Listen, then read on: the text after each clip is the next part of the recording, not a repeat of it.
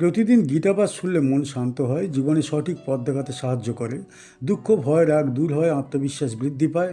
কর্ম ও ভক্তির মাধ্যমে হৃদয়ের শক্তি, ঘরে শান্তি ও জীবনে আলো নিয়ে আসে। তাই প্রতিদিন আমাদের চ্যানেল থেকে 2টি শ্লোক সহ একটি পাঠ শুনুন।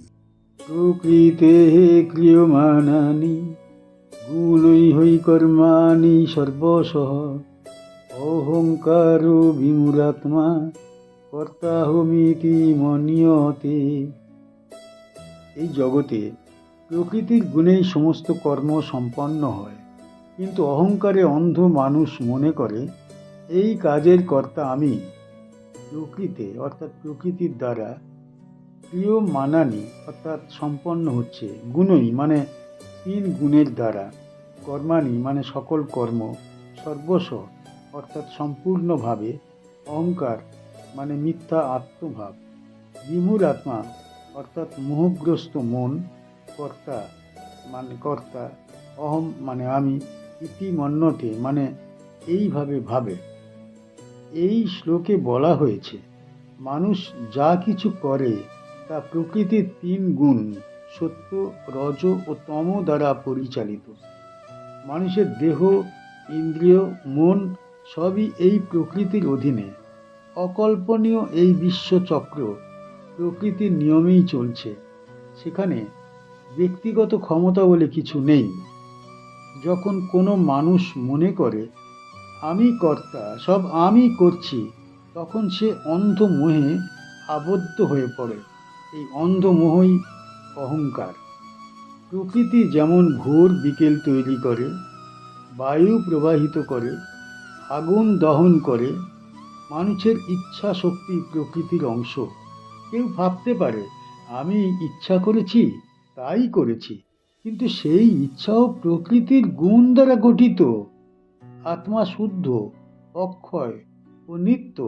আত্মা কর্ম করে না, কর্ম করে দেহ, মন, ইন্দ্রিয়ের মাধ্যমে প্রকৃতি। কিন্তু অবিবেকী মানুষ আত্মার সঙ্গে দেহকে এক মনে করে বলে বসে আমি কর্তা, আমার ক্ষমতায় সব হচ্ছে। জ্ঞানী বুঝতে পারে যা ঘটছে তা প্রকৃতির দ্বারা ঘটছে, তাই তার মনে অহংকার জন্মায় না। যে মানুষ মনে করে সেই বড়, সেই কর্তা, সে কষ্ট পায়, কারণ বাস্তবতার সঙ্গে তার চিন্তা মেলে না। অহংকার সব দুঃখের মূল। এই শ্লোক মানুষকে বলে কর্ম করো, কিন্তু কর্তার অহংকার ছেড়ে দাও।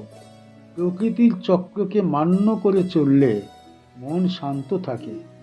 নিজের কাজ করো, কিন্তু মনে রেখো তুমি শুধু যন্ত্র, প্রকৃতিই চালক। মানুষ জন্মের পর থেকে বিভিন্ন কর্মে ব্যস্ত। খাওয়া, চলাফেরা, কথা বলা, চিন্তা করা সবই প্রকৃতির নিয়মে চলে। এই শ্লোক মানুষকে মনে করিয়ে দেয় যে দেহ, মন, ইন্দ্রিয় প্রকৃতির নিয়ন্ত্রণে। যখন মানুষ এই সত্য ভুলে যায়, তখন সে নিজেকে কর্তা ভাবে এবং অহংকারে ডুবে যায়। এই অহংকার থেকেই সংঘাত, দ্বন্দ্ব, দুঃখ ও কষ্ট জন্ম নেয়। ধর্মশাস্ত্রে বলা হয়েছে নিজেকে কর্তা ভাবলে বন্ধন বাড়ে, প্রকৃতির প্রতি সমর্পণ করলে মন শান্ত হয়। এই শ্লোক সেই গভীর সত্য তুলে ধরে। কি শিখতে পারি এই শ্লোক থেকে? জীবনের সব কর্ম প্রকৃতির নিয়ন্ত্রণে হয়, আমরা শুধু মাধ্যম। অহংকার মানুষের সবচেয়ে বড় শত্রু। অহংকার মানুষকে অন্ধ করে। নিজের কাজ নিষ্ঠার সঙ্গে করা উচিত, কিন্তু কর্তার অহংকার রাখা উচিত নয়।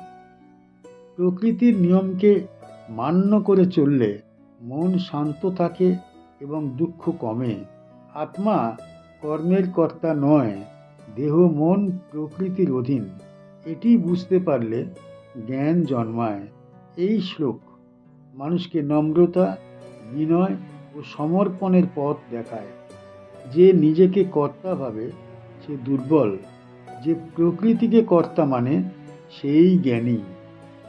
তত্ত্ববিত্তু মহাবাহো গুণ কর্ম বিভাগয়োঃ গুণাগুণেষু বর্তন্ত ইতি মত্ত্বা ন সজ্জতে। হে মহাবাহু, যে ব্যক্তি প্রকৃত সত্য বুঝে সে জানে গুণ অনুযায়ী কর্মের বিভাজন ঘটে, গুণই গুণের মধ্যে কার্য করে। এই ভাবনা যার মনে প্রতিষ্ঠিত সে কখনো আসক্ত হয় না। সত্যবিদ অর্থাৎ সত্যজ্ঞ, মহাবাহু মানে শক্তিশালী বাহু বিশিষ্ট পুরুষ, গুণ কর্ম বিভাগয় অর্থাৎ গুণ ও কর্মের বিভাগে, গুণা অর্থাৎ প্রকৃতির 3 গুণ, গুণেষু মানে গুণের মধ্যে, বর্তন্তে মানে চলমান, ইতি মত্তা অর্থাৎ এইভাবে জেনে, ন সজ্জতে মানে আসক্ত হয় না। এই শ্লোকে বলা হয়েছে যে ব্যক্তি সত্যকে উপলব্ধি করে সে বুঝতে পারে প্রকৃতির 3 গুণের উপরেই সমস্ত কর্মের নির্ধারণ। মানুষের স্বভাব, চিন্তা, আচরণ, ক্ষমতা সবই সত্য, রজ ও তম গুণের আধিপত্যে তৈরি। কেউ শান্ত, কেউ তেজস্বী, কেউ জড়, এসবই গুণের প্রভাব। সত্যজ্ঞ মানুষ এই গুণের প্রবাহকে বোঝে। সে জানে যা কিছু ঘটছে তা গুণের পরস্পরের ক্রিয়ায়। তাই সে নিজের উপর গর্ব করে না, আবার অন্যকে দোষ দিয়ে কষ্টও পায় না। যেমন যেখানে রজগুণ প্রবল সেখানে তৎপরতা, গতি ও কর্মের আকাঙ্ক্ষা দেখা দেয়। যেখানে সত্যগুণ প্রকাশ পায় সেখানে শান্তি, জ্ঞান ও পবিত্রতা থাকে।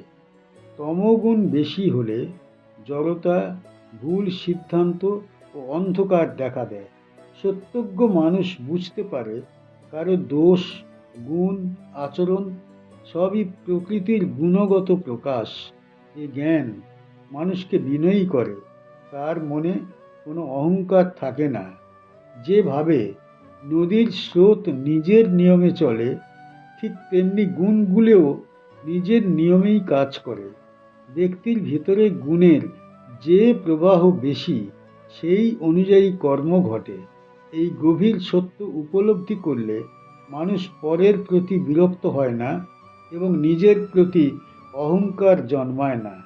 এই শ্লোক মানুষকে শেখায় জীবনের সব দিকে গুণের প্রভাব।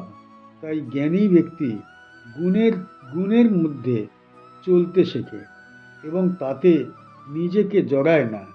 আসক্তি কমে গেলে মন স্বচ্ছ হয়, সত্য উপলব্ধি হয়। এই শ্লোক মনুষ্য জীবনের স্বভাবগত ভেদ, আচরণগত পার্থক্য ও কর্মের বৈচিত্র্যকে প্রকৃতির গুণের সঙ্গে সংযুক্ত করে। জ্ঞানী ব্যক্তি এই সত্য জানে বলে দুঃখ, রাগ বা ঈর্ষায় ভোগে না। মানুষের স্বভাব, যোগ্যতা, চেতনার স্তর সবই প্রকৃতির গুণ অনুযায়ী গঠিত। এই উপলব্ধি মানুষকে নম্র, সহিষ্ণু ও জ্ঞানী করে তোলে। শাস্ত্রে বলা আছে, যে ব্যক্তি গুণের এই পরস্পর খেলা বোঝে সে নিজের মনকে স্থির রাখতে পারে। আসক্তি, ক্রোধ, মোহ সবই কমে যায়। কি শিখতে পারি এই শ্লোক থেকে? প্রকৃতির 3 গুণ মানুষের কার্য, চিন্তা ও আচরণের কারণ। সত্যজ্ঞ ব্যক্তি জানে সব কাজ গুণের গতিতে সম্পন্ন হয়। মানুষের ভেদাভেদ নিয়ে দোষারোপ না করে গুণের প্রভাব উপলব্ধি করা উচিত। এই জ্ঞান মানুষকে আসক্তি ও মোহ থেকে মুক্ত করে। অহংকার কমে যায়, বিনয় বাড়ে। অন্যের আচরণের মূল প্রকৃতির গুণ, এটা বুঝলে হিংসা, রাগ ও ঘৃণা দূর হয়ে যায়। নিজের জীবনেও গুণের প্রভাব দেখে সঠিক পথে চলার শক্তি পাওয়া যায়।